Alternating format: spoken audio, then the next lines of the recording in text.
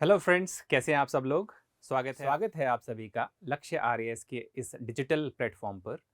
तो आज हम बात करेंगे एक इंटरेस्टिंग टॉपिक पर, या कहें एक इंटरेस्टिंग कंपैरिजन पर, जो है जुडिशियल रिव्यू यानी न्यायिक पुनरावलोकन और जो नवीं अनुसूची है, नाइन्थ स्केड्यूल है, इनके बीच में क्या संबंध है और कैसे ये एक दूसरे को प्रभावित करते हैं।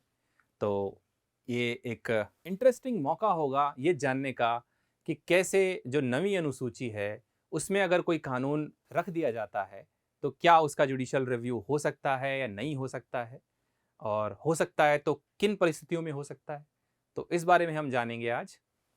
तो जो मूल संविधान पारित हुआ था और लागू हुआ था 26 जनवरी 1950 को, उस समय केवल 8 अनुसूचियां थीं। तो ये नवी अनुसूची कहां से आई? तो ये फर्स्ट जो अमेंडमेंट हुआ 1951 में, उसके माध्यम से नवी अनुसूची को जोड़ा गया भारत के संविधान के अंतर्गत।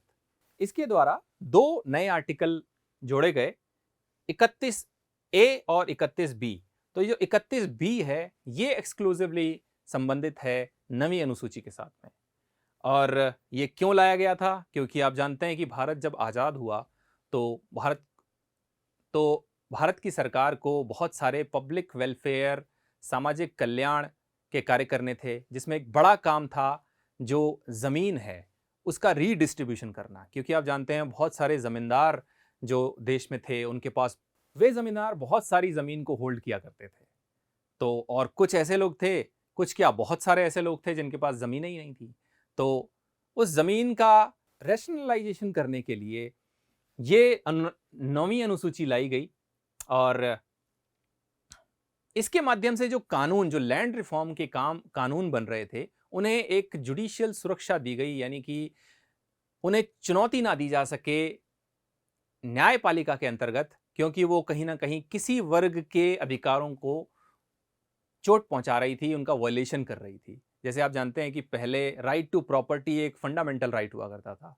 तो अगर किसी की ज़मीन लेकर सरकार किसी दूसरे व्यक्ति को देगी, दूसरे नागरिक को देगी, तो जो पहले वाला जो उसका ओनर है वो कोर्ट चला जाएगा और कहेगा कि ये तो मेरे संपत्ति के अधिकार का उल्लंघन है, आप इसे निरस्त कीजिए। तो ऐसे तो पब्लिक वेलफेयर हो ही नहीं पाएगा, रीडिस्ट्रीब्यूशन हो ही नहीं पाएगा, ज़मींदारी सिस्टम और लैंड होल्डिंग की जो स्थिति थी वो बदल ही नहीं पाएगी।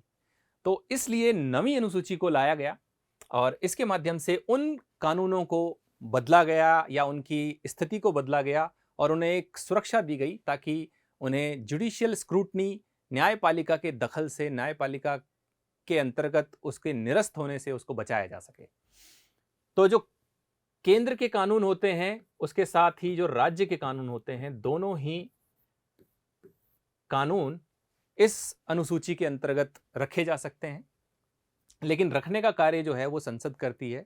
केंद्रीय कानूनों के साथ साथ राज्य कानूनों को भी नवी अनुसूची में रखा जाता है। अब हम ये समझ लेते हैं कि भाई जुडिशियल रिव्यू क्या होता है। हालांकि आप में से बहुत से लोगों को ये पता होगा कि जुडिशियल रिव्यू क्या है। तो जुडिशियल रिव्यू एक तरह का सिस्टम है, एक व्यवस्था है, जिसके माध्यम से जो कोर्ट है, जो न्यायपालिका है, वो विधायिका और कार्यपालिका के जो कार्य हैं, अब विधायिका क्या करती है? विधेयक बनाती है। विधायिका क्या करती है? कानून बनाती है, कोई भी अधिनियम बनाती है। और कार्यपालिका कोई आदेश दे सकती है, किसी तरह का प्रस्ताव ला सकती है।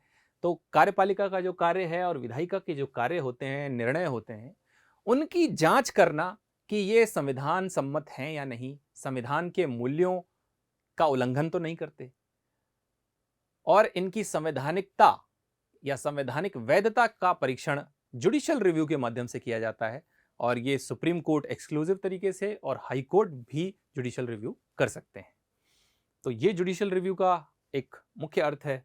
और एक इंटरेस्टिंग बात यह है कि जुडिशियल रिव्यू जो है वो संविधान के मूल ढांचे का हिस्सा है। मूल ढांचा जो कि आगे चलकर सामने आता है, और न्यायपालिका एक्सक्लूसिवली ये एक नया टर्म, एक नया सिद्धांत देती है, मूल ढांचा, संविधान का मूल ढांचा, और बहुत सारे विवादों का समाधान करती है। तो जुडिशियल रिव्यू का संविधान में कहीं उल्लेख नहीं है, इस शब्द का संविधान में कहीं उल्लेख नहीं है, लेकिन ये संविधान के मूल ढांचे का हिस्सा है, ये संविधान का बेसिक स्ट्रक्चर का पार्ट है। तो ये लेकिन संविधान में कहीं इसका उल्लेख नहीं है। तो ये एक इंटरेस्टिंग फैक्ट है, एक फन फैक्ट है इसके बारे में। उसके बाद कुछ इंपॉर्टेंट केस देख लेते हैं जो मूल ढांचे और नवी अनुसूची के साथ जुड़े हुए हैं।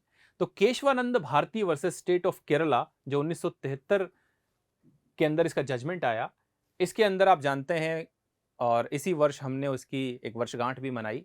लगभग 50 साल उस केस को हो गए और काफ़ी रिमार्केबल केस था ये।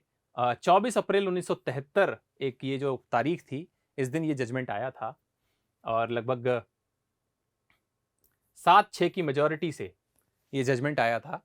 वह काफ़ी करीबी मामला था।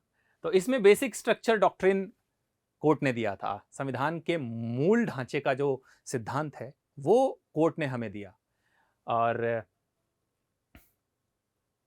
उसके बाद एक केस हुआ 2007 में, IR Coelho versus state of Tamil Nadu.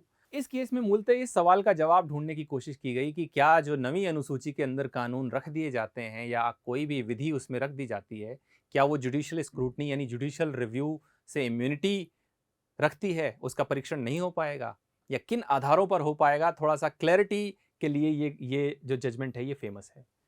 अब आप जानते हैं कि Keshavananda Bharati versus state of Kerala में बेसिक स्ट्रक्चर डॉक्ट्रिन आया था और 24 अप्रैल ये जो डेट है, कोर्ट ने ये बताया कि 24 अप्रैल 1973 के बाद जो कानून बनाए गए हैं उसका जो है जुडिशियल रिव्यू होगा, चाहे वो 9वीं अनुसूची में ही क्यों ना हो। लेकिन इससे पहले जो एक्ट, विधि या कानून बन चुके हैं उसे हम बेसिक स्ट्रक्चर या जो वायलेशन है फंडामेंटल राइट्स का, उसके आधार पर उसकी जांच नहीं की जा सकती है। उन्हें इम्यूनिटी प्राप्त रहेगी, उनका बचाव होता रहेगा। लेकिन इस तारीख के बाद जो कानून बने हैं उन्हें इस तरह की कोई सुरक्षा, कोई इम्यूनिटी प्राप्त नहीं होगी और उनका भी इस बात पर जांच की जाएगी कि ये मूल ढांचे का उल्लंघन करते हैं। तो यही एक जानने वाली बात है कि 9वीं अनुसूची में अगर कोई कानून रखा जाता है, जैसे कि अलग अलग राज्य सरकारें और केंद्र सरकार भी कुछ कानूनों को 9वीं अनुसूची में डाल देती है, तो अगर उसका परीक्षण किया जा सकता है तो फिर तो 9वीं अनुसूची का मतलब ही क्या रहा। तो कोर्ट ने यहां पर स्पष्टीकरण दिया है कि 9वीं अनुसूची में कोई कानून है, उसका परीक्षण इस आधार पर किया जाएगा कि क्या वो मूल ढांचे का उल्लंघन करता है। संविधान के मूल ढांचे का उल्लंघन अगर वो करता है तभी वो जो पिटीशन है, वो जो याचिका है, उसे स्वीकार किया जाएगा और उस पर सुनवाई की जाएगी। अदरवाइज इस मेरिट पर कि अगर कोई कहे कि कोई और बात का उल्लंघन हो रहा है मूल, क्योंकि आप जानते हो कि सुप्रीम कोर्ट ने यह कहा था कि संसद चाहे तो मूल अधिकारों में भी बदलाव कर सकती है लेकिन मूल ढांचे को नहीं छेड़ सकती है। तो अगर कोई कानून किसी और मामले में किसी बात का उल्लंघन करता है, मूल अधिकारों का भी अतिक्रमण करता है, तो उस आधार पर उसे सुरक्षा मिलेगी। लेकिन अगर वो कानून जो 9वीं अनुसूची में डाला गया है वो अगर मूल ढांचे को क्षति पहुंचा रहा है, उसे चोट पहुंचा रहा है, तो उसे सुरक्षा नहीं मिल पाएगी।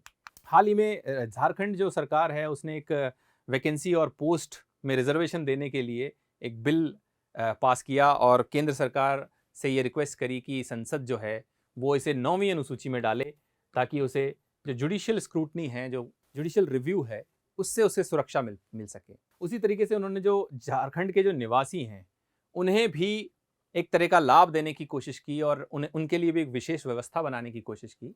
तो उसमें भी उन्होंने रिक्वेस्ट की, उन्होंने चाहा है कि इसे 9वीं अनुसूची में डाला जाए क्योंकि ये कानून कहीं मूल ढांचे का उल्लंघन नहीं करते हैं। सामान्यतः अगर इन्हें 9वीं अनुसूची में नहीं रखा जाएगा तो इन पर याचिका दायर हो सकती है और इन्हें जो सामान्य कानून जो पहले के कोर्ट के जो निर्णय हैं उनके आधार पर उनकी जांच की जा सकेगी। जैसे इंदिरा साहनी का जो एक फेमस केस है उसमें जो रिजर्वेशन की सीमा है वो 50% तय की गई है। तो अगर कोई कानून बनाकर उस सीमा का उल्लंघन करने की कोशिश करेगा तो उस वाद के तहत उसे चुनौती दी जाएगी। लेकिन अगर उसी कानून को 9वीं अनुसूची में डाल दिया जाए तो फिर उसकी जो जुडिशियल रिव्यू है, उसकी स्क्रूटनी है, वो नहीं हो पाएगी क्योंकि वो मूल ढांचे का कोई उल्लंघन नहीं कर रहा है, तो इसलिए उसे सुरक्षा मिल जाएगी।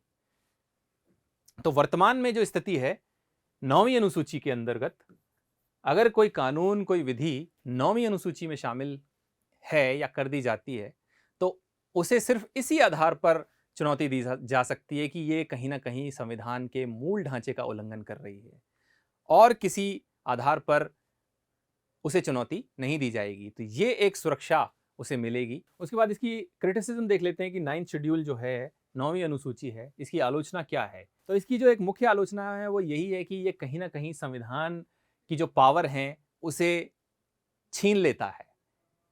क्योंकि जो कोर्ट हैं वो रिव्यू नहीं कर सकती लॉज़ की जो 9वीं अनुसूची में डले हुए हैं, 9वीं अनुसूची में रखे गए हैं, सिर्फ़ एक आधार को छोड़कर जो कि मूल ढांचे का सिद्धांत है, उसके अलावा और किसी आधार पर वो उसकी जाँच नहीं कर सकती क्योंकि आधार तो और भी बहुत से हैं। तो ये एक वायलेशन है बेसिक स्ट्रक्चर का कहीं न कहीं, इसका इस तरह से व्याख्या किया जाता है। दूसरी तरफ एक और इसका जो क्रिटिसिज़्म है वो ये है कि सरकारें जो हैं वो कुछ ऐसे कानूनों को 9वीं अनुसूची में शामिल करके उन कानूनों को बचाने की कोशिश करती हैं जो कहीं न कहीं कुछ समूह या वर्गों को लाभ पहुँचाने के लिए बनाए गए हैं और वो जो लाभ है, उसकी जो बोझ है, उसका जो बोझ है, वो एक दूसरा ग्रुप उठा रहा है, एक दूसरा वर्ग जो है वो उसका एक्सपेंस उसका जो खर्च है, वो उठा रहा है। तो ये इस तरह से डिस्क्रिमिनेटरी एक प्रावधान है जो 9वीं अनुसूची के माध्यम से लागू किया जाता है। तो ये इसका एक मुख्य इसके 2 मेन क्रिटिसिज़्म हैं, आलोचनाएँ हैं। तो ये था एक इंटरेस्टिंग टॉपिक जो कि बताता है कि 9वीं अनुसूची का क्या रिलेवेंस है, क्या प्रासंगिकता है। कई बार कन्फ्यूजन हो जाता है कि भई अगर कानून को चुनौती दी जा सकती है, तो फिर 9वीं अनुसूची का अर्थ ही क्या है? उसे क्यों रखा गया है? तो इसलिए 9वीं अनुसूची की प्रासंगिकता है और उसे उसकी ज़रूरत है। तो कैसा लगा आपको ये वीडियो? आप कमेंट सेक्शन में ज़रूर बताएँ और हमारे इस चैनल को सब्सक्राइब करें और जल्दी ही हम आपके साथ ऐसे ही इंटरेस्टिंग टॉपिक को शेयर करेंगे। Thank you.